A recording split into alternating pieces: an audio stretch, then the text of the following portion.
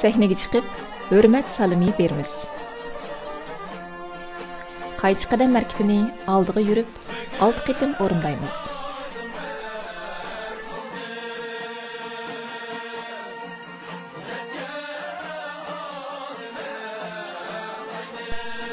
Öz o'qimizda mixchi shaklda siypab cho'gilash harakatini o'rindaymiz.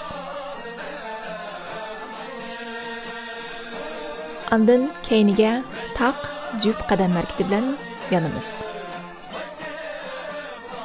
Chakma qadamda cho'gilaymiz.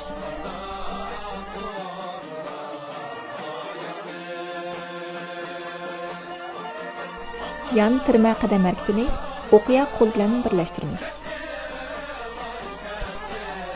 Andın öz o'qimizda yan terak shaklda aylanamiz.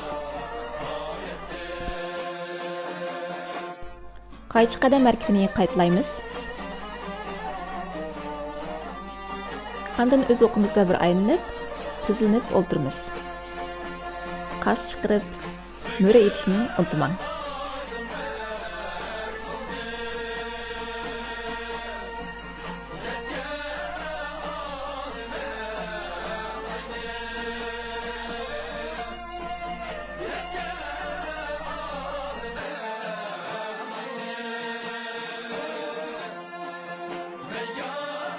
Avval o'ngga, andın sol tarafga tapang qo'yib yuramiz.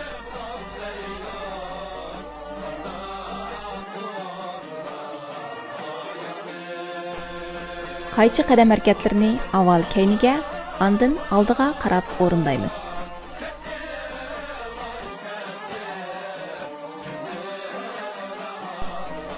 Eng oxirida o'qiya qo'l pozitsiyasida usulni tugatamiz.